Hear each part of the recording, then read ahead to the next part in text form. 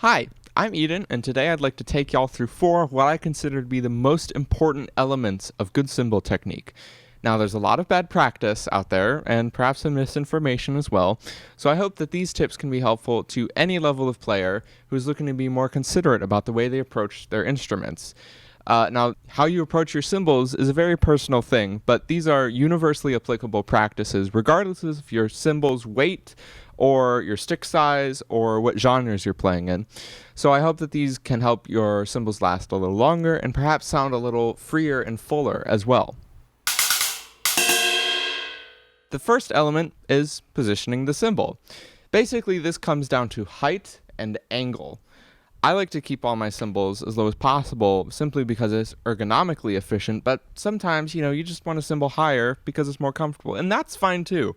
My rule of thumb is that I never put a cymbal above shoulder height other than the occasional splash above a crash, and you can see all my cymbals right now are below even my shoulders. I'm 6'2" for reference. The angle of your cymbal will depend on the height of it, but I'll discuss that later in more depth. I always generally keep my cymbals such that the stick has an optimal angle with the edge, which is usually pretty flat with how low they are. In addition to tying into the second topic of this video, having my cymbals low and flat ensures that I can access the whole area and playing surface of them if I want to utilize, say, the bow of my china or the bells of my crashes. They're easy to reach because they're so low, and I don't have to, reach all the way up just to get to the bell. The second element is probably the most important, and that's how you actually strike your cymbals. You have to consider how your stick collides with the cymbal when they touch. You should always try to keep the angle between the stick and the bow of the cymbal as close to parallel or as small as an angle as possible. It almost makes a tangent line.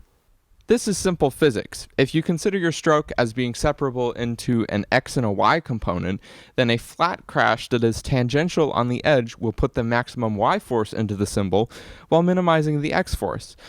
The more you increase the angle of your stroke, the more force goes into the cymbal horizontally, and cymbals don't flex horizontally, they flex vertically.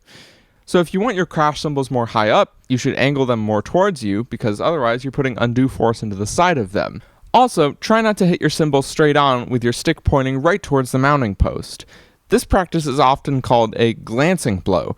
This will reduce the vertical sway of the cymbal, which means that you won't be rudely smacking the edge right down when it comes up while swinging. Another important part of cymbal technique is rebound. This might seem strange since crashing a cymbal doesn't really produce a reactionary force, but it's very important that your stick make quick contact with the cymbal and then get right out of there, which is more pertinent when you're playing cymbals at a high velocity, in metal or other loud styles of music. I often call this playing off of the cymbal. Playing through the cymbal prevents it from vibrating freely, and in my opinion, is one of the biggest contributors to edge cracks. All your stroke needs to do is activate the cymbal and then immediately come back in a quick, fluid motion, like so.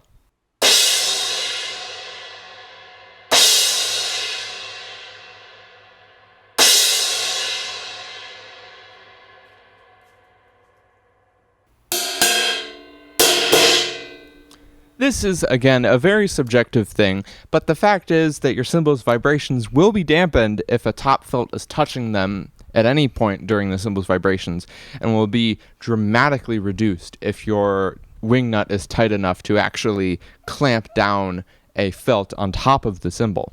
Generally, I try to play without top felts on my crashes, but if I do need to limit their motion, I make sure that they still have some freedom on the mount. For smaller cymbals and cymbals with unusual centers of gravity, like inverted chinas, a top felt is usually necessary to keep them in check, but if you hit one and its motion looks like this, proceed with caution, because that means a lot of vibrations are being absorbed into the bell instead of being released as sound. Over-tightening is a common cause of bell cracks, especially on splash cymbals.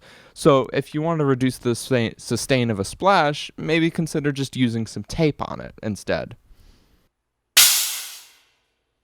Finally, a little note about stacks. Stacks with an upturned edge, like, say, Mike Portnoy's, Dave Weckels, Matt Halpern's, etc., are perfectly valid and often produce a sharper attack that's timbrally desirable.